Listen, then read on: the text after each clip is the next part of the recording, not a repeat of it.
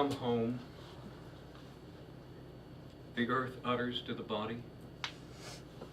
And so the body does come home at last.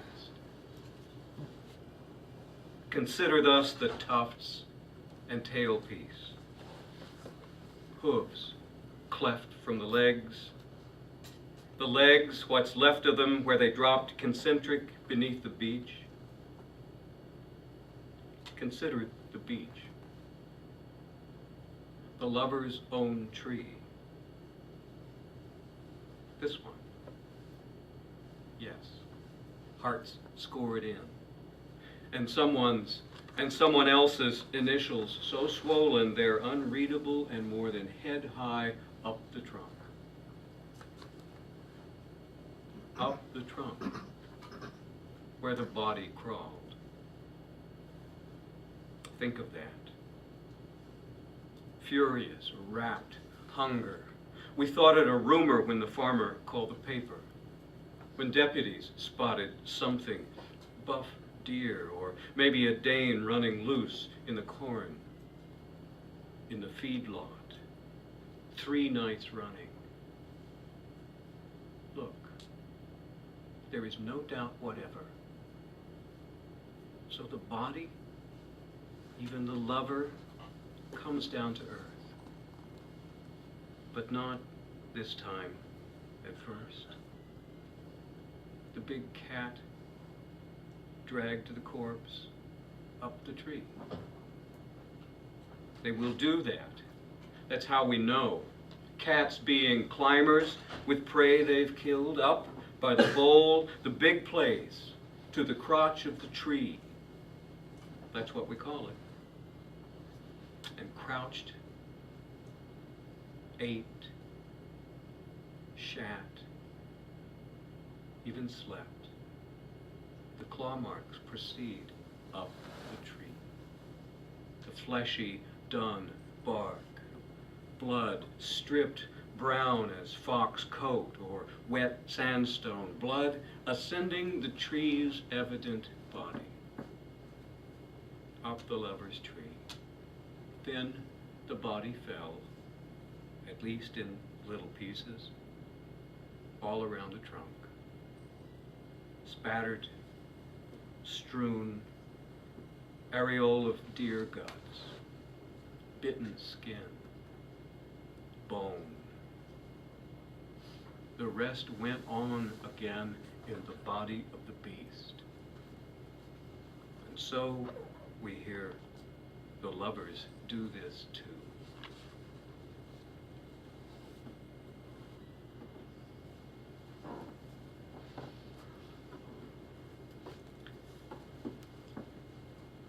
I've known Kevin for many, many years, and it's really fun and an honor to have the chance to read with him finally. He teaches at Central Missouri University. That's where I went to school. Home of the Fighting Mules. Hee-haw! We said as they ran into the football stadium. I'm not kidding. I'm not kidding. And I'm grateful to Rita and Michael for hosting this event and for you coming tonight. I'm fond of this place. 20 years ago, Cleveland State University Press published a book of mine. Over there. Didn't know there were any left. That little white one on the end. That's my backyard in Columbus.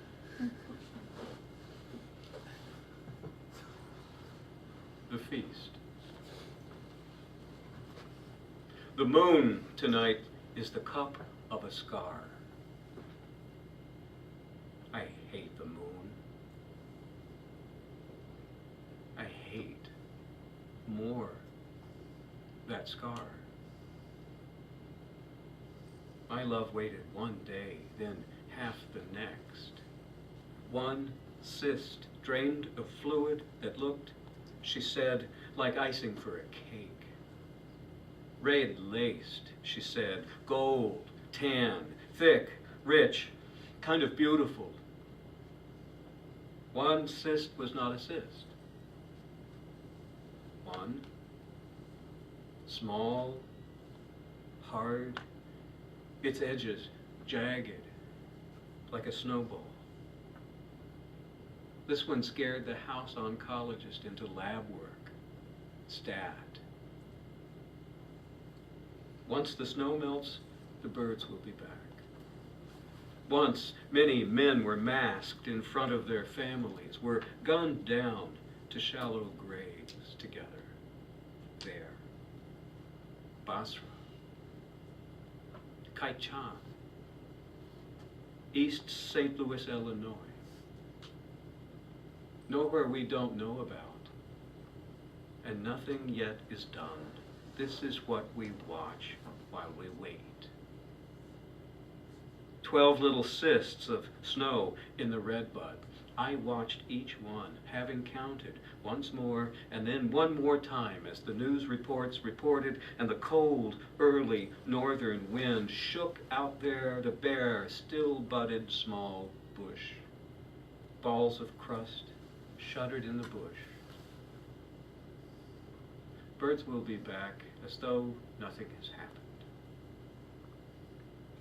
I am here to report that nothing happened. Except the oncologist said then, benign. But now I hate the moon. Hate the scar. Though it shines on her breast like the moon at my lips.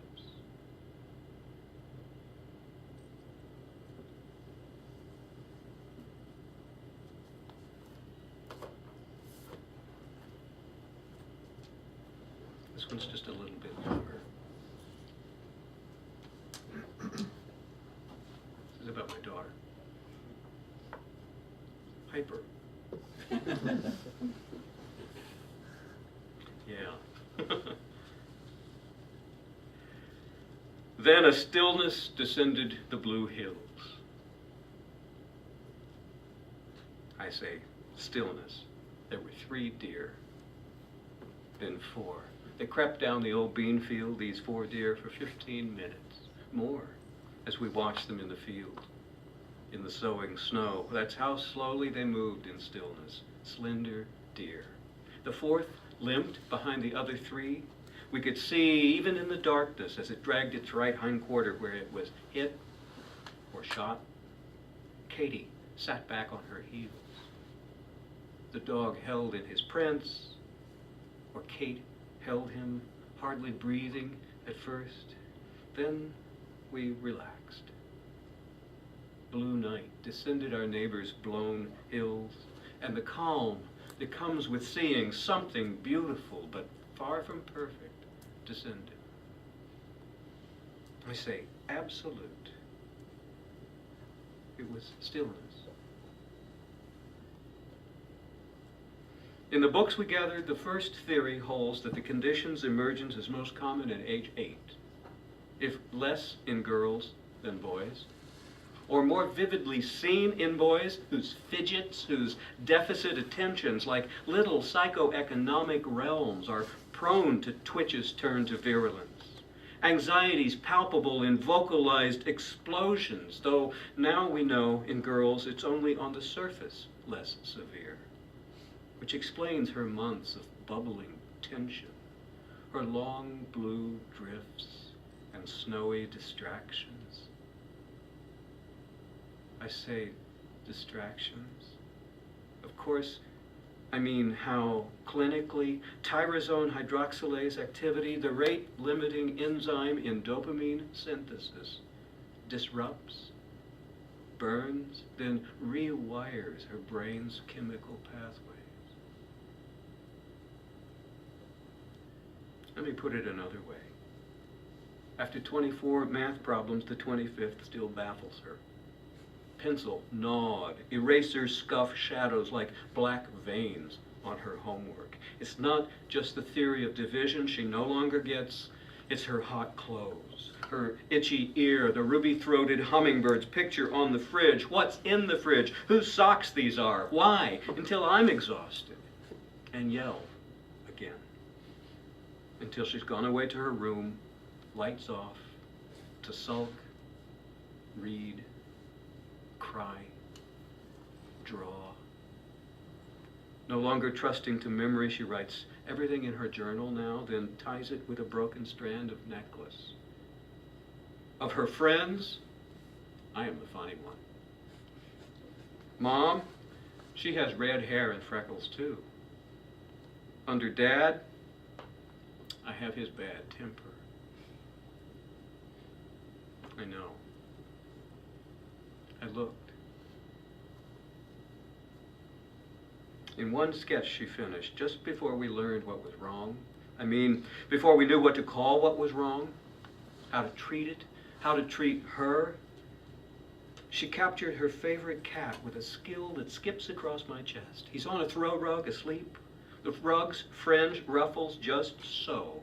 The measure of her love is visible in each delicate stroke, from his fetal repose, ears down, eyes sealed softly, paws curled inward, to the tiger lines of his throat, of his coat, deepened by thick textures where she slightly rubbed away the contours with her thumb to winter coat gray. He's soft, he's purring, he's utterly relaxed, asleep. One day, before we learned what was wrong, she taped it to a pillow on my bed. Terry is tired, she printed at the top. How many ways do we measure things by what they're not? I say things. Mostly her mind is going too fast, yet the doctors give her, I'm not kidding, amphetamines. Speed, we used to say, when we needed it. Ritalin, which wears off hard and often. Adderall, which lasts all day though her food's untouched and sleep comes late. The irony is the medicine slows her down. She pays attention, understands things. The theory is ADHD patients aren't hyper-aroused, they're under-aroused. So they lurch and hurtle forward, hungry for focus. Another theory says the brain's two lobes are missized, their circuits lose their balance. One makes much of handedness, left, red hair, allergies, wan skin, an Irish past. We watched 4 deer in stillness, walking there. Stillness, walking. Like the young blue deer, hurt but beautiful. In her theory of division, Katie started drawing them. Her renderings reduced them down to 3. She has carefully lined the cut bean rows in contours like the dog's brushed coat. Snowflakes dot the winter paper. 2 small deer stand alert on either side of the hurt one, leaning now to bite the season's dried up stems. Their ears are perched like hands. Noses up, tails tufted in 100 tiny pencil lines. She's been hunkered over her drawing pad, humming for an hour. So I watch. I say, watch. I ask why she's made the little hurt one so big. Silly. He's not hurt that bad, she says. She doesn't look up. That one's you.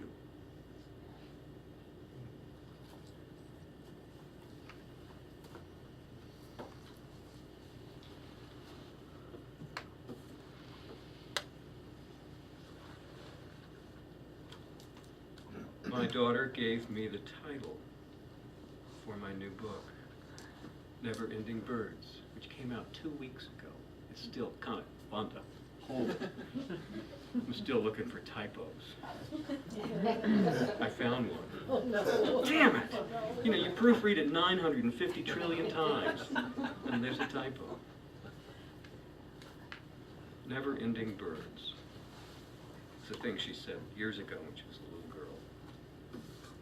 This time of year, exactly this time of year, in Ohio, one of those days, it's a completely gray sky, and then the birds are there. And they go on and on and on and on. thousands and thousands of them. That's us pointing to the clouds. Those are clouds of birds. Now we see one whole cloud of birds. Never-ending, no, I'm sorry. I got that wrong. I'm going to start that over. I got all excited. That's us pointing to the clouds. Those are clouds of birds. Now we see one whole cloud of birds. There we are, pointing out the car windows. October, gray, blue, white, oleo of birds. Never-ending birds, you called the first time. Years we say it, the three of us, any two of us. One of those just endearments, apt clarities, kiss on the lips of hope. I have another house. Now you have two. That's us pointing with our delible whirls into the faraway, the true-born blue-white unfeathering cloud of another year, another sheet of their never-ending. There's your mother wetting back your wild curl. I'm your father. That's us three, pointing up.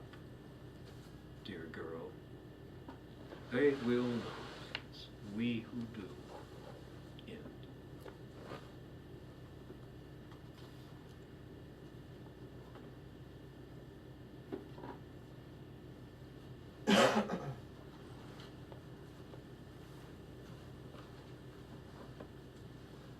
Two more. Want a gruesome one or a happy one? Happy? Yeah, really. Okay. I don't know. Now that I said that, I don't know if this one is. Okay. I'll try. Homecoming. This is about my daughter. So this is a happy poem, although it makes me sad. When my daughter got into 9th grade in the high school in our little village, I live in Granville. Every Wednesday during school is something called late arrival day. They don't start school at 8, they start school at 9. The teachers, I don't know, that's what they do. And all my daughter's buddies, she has 5 best friends. They've been best friends since they were in the womb. They're that close. Every Wednesday at 8 o'clock, they go to the coffee shop and have breakfast. And since I'm the only one of the parents who doesn't have a 9-to-5 job, I was the one who took them. Oh, as they would say, oh my God. I'm a guy sitting there with, this is for 3 years, 5 teenage girls every Wednesday for an hour. It was the most remarkable thing that's ever happened to me. They didn't figure out that I wasn't supposed to be there. And it was so much fun. And then at 10 till 9 or 5 till 9, they all ran to my truck, got in the truck, and I took them to school and dumped them off. And the tragedy happened when 2 of them, not 1, but it took 2 of them, got their licenses. And then didn't need me anymore. And it was like that. I don't go there anymore. But this is about that. Homecoming. Which was 2 weeks ago in my little village. I don't know if this is happy. This is very happy. Homecoming. Black coffee for Amanda, sipping the white steam. Jessica says, we have to hurry or all the good dresses will be gone. No homecoming for you. She's got a sticky bun, cinnamon, enough caramel icing for a bundt cake, grape juice, and so does Sarah, who's doing social studies last minute in loopy green ink in her Beyonce ring binder. Big girls. They're 14. They're fresh women. And with my Kate, meet each Wednesday at 8 at the Daily Grind, late arrival day at high school. I'm the dad. My task is to load them at 8:50 back into my truck, Windows down, music up, and drop them off by 9. Natalie's got her field hockey uniform on already. Stretchy blue knee socks, plaid skirt, white Under Armour shorts. Insignia duffel, big as a body bag, with her stick, more pads, water bottle, school color scrunchies, who knows. The other man in the shop's reading a tabloid. Why doesn't the world love the U.S.? The girls know. We're stupid. We start wars. We have too much stuff. And then they're off on the Odyssey, the real one.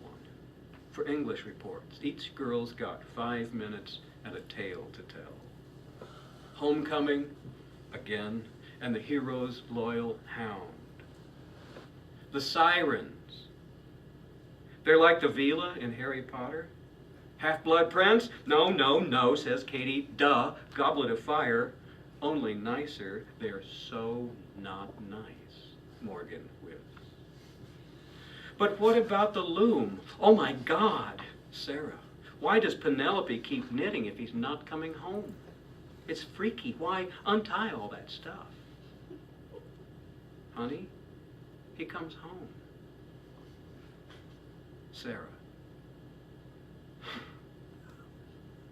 By now, I don't know. I just don't know, girls. Then another mom walks by and gives me that look. I'm hot. I'm the dad. Then Hollis says, gee, Morgan's moody today. Kiss, kiss. Thus, they set sail.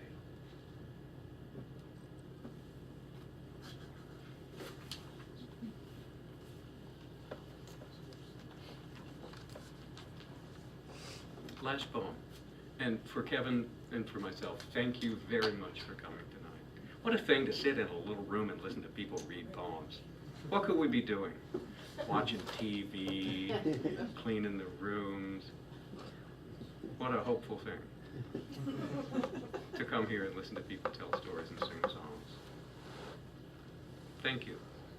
Too many.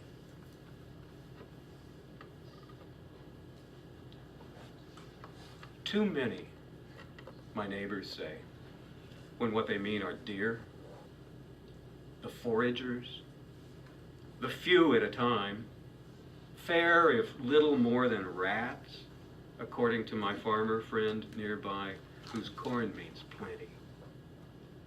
They nip the peaches and one bite ruins. Hazard every road with their running into headlights not away. A menace,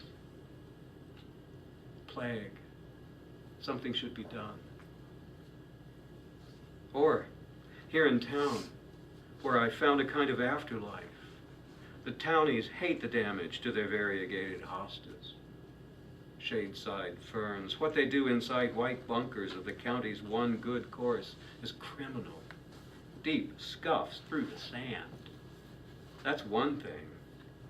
But lush piles of polished olive droppings, hoof ruts in the chemically and color-enriched greens. Yet here's one more. Curled like a tan seashell, not a foot from my blade, just come to the world fawn, speckled, wet as a trout, which I didn't see, hacking back brush beneath my tulip poplar. It's not afraid. Mews like a kitten. Can't walk. There are so many, too many of us, the world keeps saying. And the world keeps making, this makes no sense, more.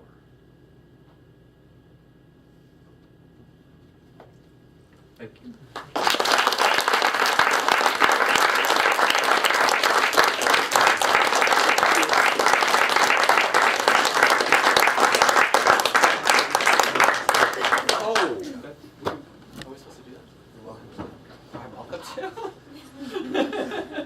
You don't have to do this, but we've been invited to stand here and see if you have questions that we can not answer, or answer, or ask each other. What the hell were you thinking?